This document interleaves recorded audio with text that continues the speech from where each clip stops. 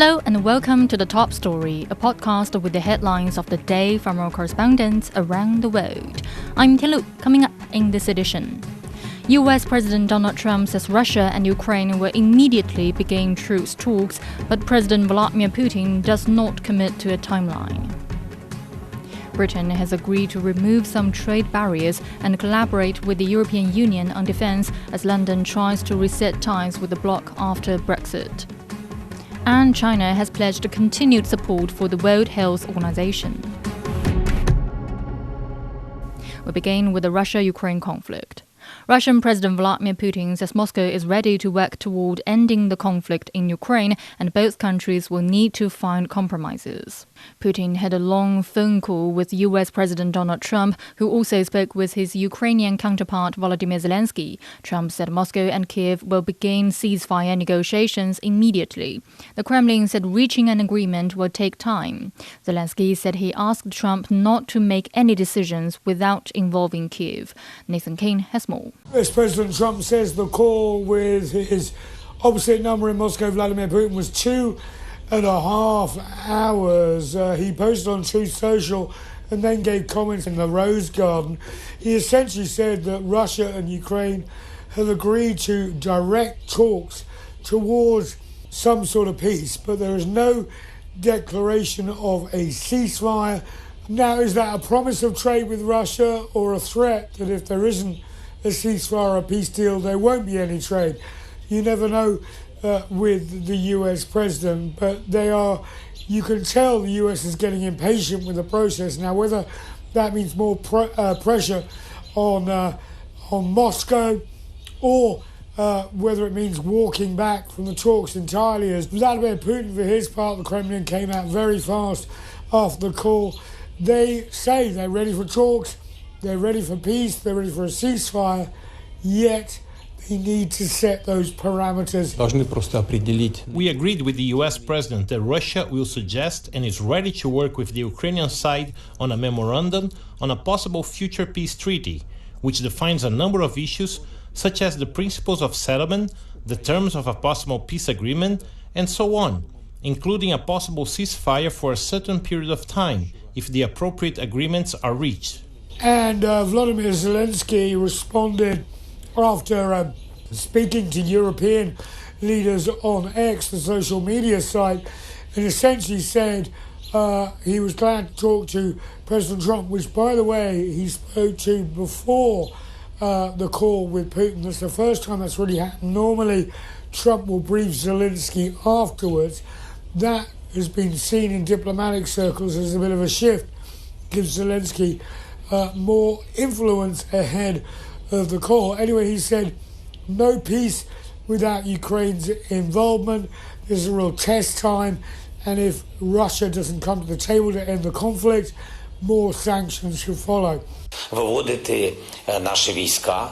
No one will be pulling our troops out of our own territory. It is my constitutional duty. It is the duty of our military to protect the sovereignty and the territorial integrity of Ukraine. If Russia sets conditions for withdrawing our troops from our land, it means they don't want a ceasefire and they don't want the war to end, because they clearly understand that Ukraine won't do that. The US are very tight-lipped on sanctions. They're very tight-lipped on where this is going to go.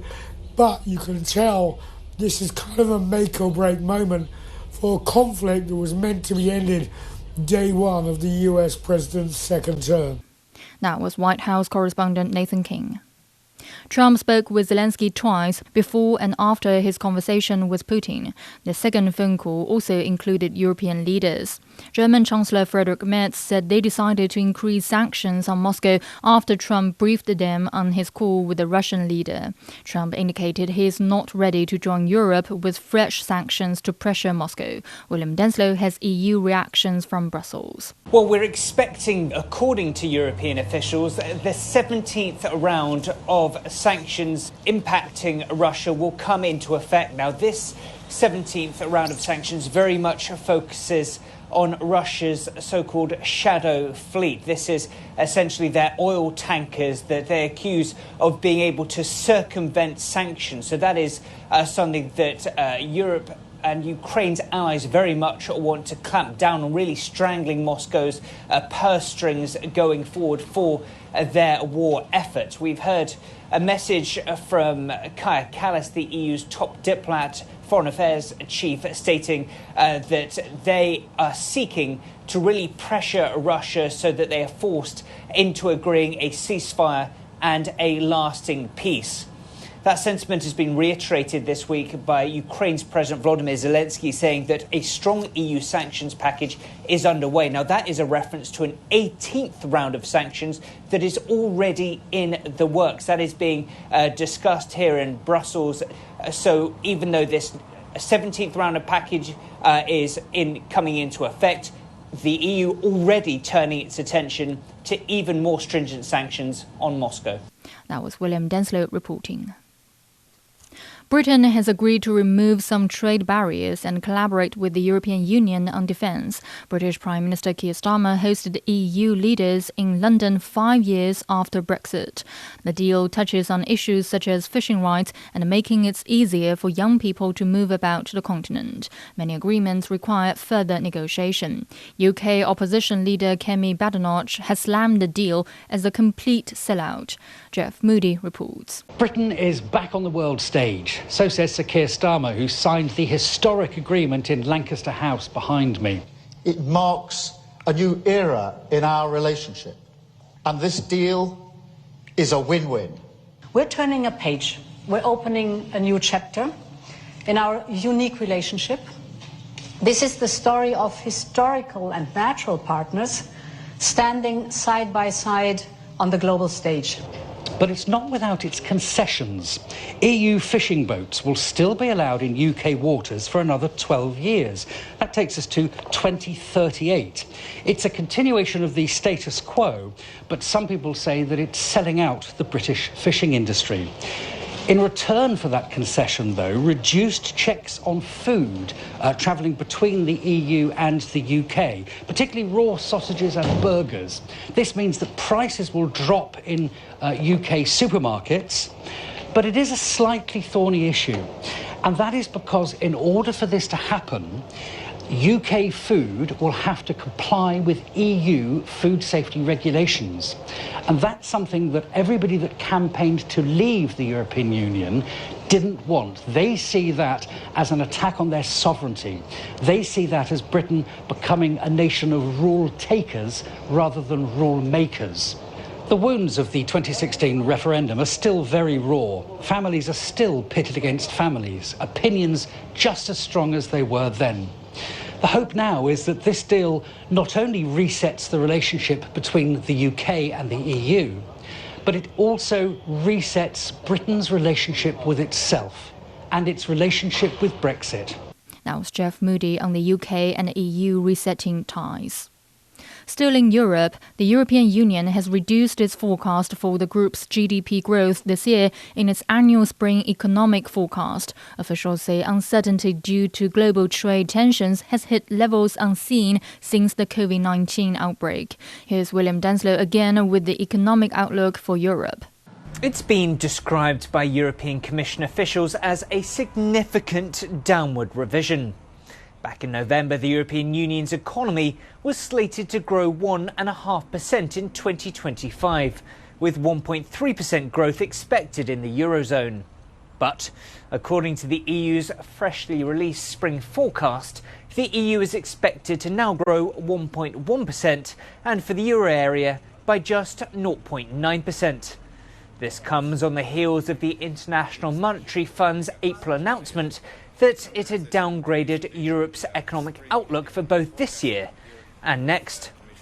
The EU's Economy Commissioner Valdis Dombrovskis has blamed US tariffs, saying that trade uncertainty was weighing on EU exports. Commission officials say that the world was largely unprepared for the sharp protectionist shift in US trade policy, and that trade tensions between Washington and Beijing have contributed to the sense of economic uncertainty. Trade between the European Union and US accounts for an estimated 30% of global trade and 43% of global GDP. But President Donald Trump says the relationship is unfair. His administration has imposed tariffs on EU steel and aluminium, autos, as well as a blanket 10% duty on most other European imports, which will rise to 20% unless a deal is reached by July. The European Commission denies that the trade relationship is lopsided and maintains that tariffs will hurt businesses and consumers on both sides of the Atlantic. Germany is Europe's largest economy and is seen as particularly vulnerable to these trade tensions. While its economy back in November was slated to expand by 0.7% in 2025, now the EU believes there'll be no economic growth. But the spring forecast did deliver a positive prognosis when it comes to inflation.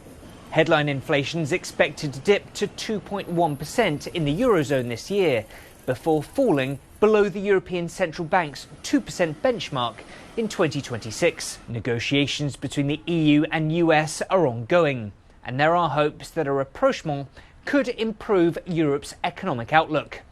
Analysts also say trade deals with other nations, such as Monday's trade agreement brokered with the UK, could also boost growth. That was William Denslow in Brussels. In North America, Wall Street's main indices have slipped and Treasury yields have risen due to concerns about the U.S. debt and rising deficits. It comes after Moody's stripped the U.S. of its top credit rating on Friday, highlighting the country's deteriorating fiscal outlook. Investors are also concerned that President Donald Trump's sprawling tax cut bill approved on Sunday will increase the debt load by more than previously expected. Karina Mitchell has more from New York. So I actually spoke to some traders on Wall Street just to get their perspective on this downgrade. And basically the consensus was, what took Moody's so long? Because it's the last of the big rating agencies to actually issue this downgrade. So Moody's on Friday, Wall Street time, basically said that they were taking away the AAA rating, the pristine rating from the U.S. regarding credit worthiness and downing it a notch to AA1. So why did it do it? Well, it issued a statement. It says it reflects the increase over more than a decade in government debt and interest payment ratios to levels that are significantly higher than similarly rated sovereigns. As I said, it's the last of the big agencies to offer this downgrade. S&P Global actually did so in 2011, and that was tied to a showdown over the debt ceiling. And then Fitch also downgraded the U.S.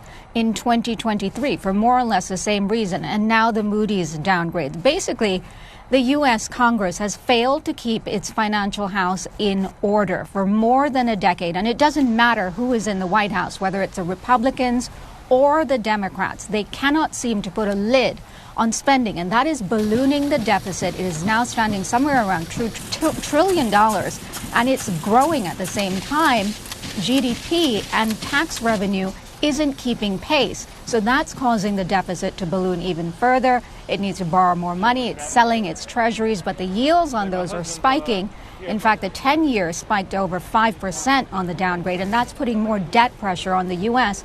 And many economists say the clock is running out on the U.S. At some point, they're not going to be able to pay these debts. And then many say that is the end of American exceptionalism. I do just want to mention the timing of this downgrade. It came at the same time as the House Budget Committee failed to pass Donald Trump's big, beautiful bill. It is that agenda where he's including lots of tax cuts and immigration changes. Subsequently, it did pass, but many critics say it will add trillions to the national debt, so not helping the issue whatsoever. Now, Wall Street largely shook off the downgrade. The Dow started the session lower, but did recover. It finished up 0.3%. The Nasdaq was basically flat, and the S&P was up by a fraction. That was Karina Mitchell reporting. Finally, China has reaffirmed its commitment to building a global community of health for all. The delegation attending the World Health Assembly in Geneva said China has been contributing wisdom and strength toward that target. China is set to become the World Health Organization's biggest financial contributor after the U.S. announced its withdrawal. Beijing says it will help the UN body become more efficient and effective. Johannes Plischberger reports from Geneva. Given the grim financial outlook, officials from the World Health Organization met in Geneva to make sure the remaining money is spent wisely. Director General Dr. Tedros, however, showed little optimism in view of global aid cuts led by the United States. Many ministers have told me that sudden and steep cuts to bilateral aid are causing severe disruption in their countries and imperiling the health of millions of people. In at least 70 countries, patients are missing out on treatments. As the United States prepares to exit the World Health Organization, leaving a budget hole of $600 million, China is now set to become the organization's biggest contributor of state fees and may also become increasingly influential. China's WHO contribution will rise from just over 15% to 20% of the total state fee pot under an overhaul of the funding system agreed in 2022. We are working with the World Health Organization on how to promote the reform of the World Health Organization system to make it more efficient and responsive to the health needs of its member states. Reforms that are much needed to ensure WHO health programs can continue despite lacking US funds. We need to do a lot with a lot less. So we've looked at what are the real things we can do that really must be done to protect the health of the world's people and do it with less. Unfortunately, some of that means losing staff because that's one of our general costs, and that is already happening. Meanwhile, at the side event, China, Ethiopia, Peru, Tanzania and Thailand jointly promoted the use of digital intelligence for universal health coverage. The increasing use of AI technology could help primary healthcare institutions improve their capabilities and be more cost efficient. That was Johannes Plischberger reporting. Recapping today's headlines. US President Donald Trump says Russia and Ukraine will immediately begin truce talks, but Moscow hasn't committed to a timeline. Britain has agreed to remove some trade barriers and collaborate with the European Union on defence as London tries to reset ties with the bloc after Brexit. And China has pledged continued support for the World Health Organization. That's it for this edition of The Top Story, a podcast that brings you world headlines every weekday. For more news in politics, business, sports and culture, you can subscribe to the Beijing Hour, a one-hour podcast news magazine program. We welcome and appreciate all ratings and reviews. I'm Tian Lu. Thank you for listening.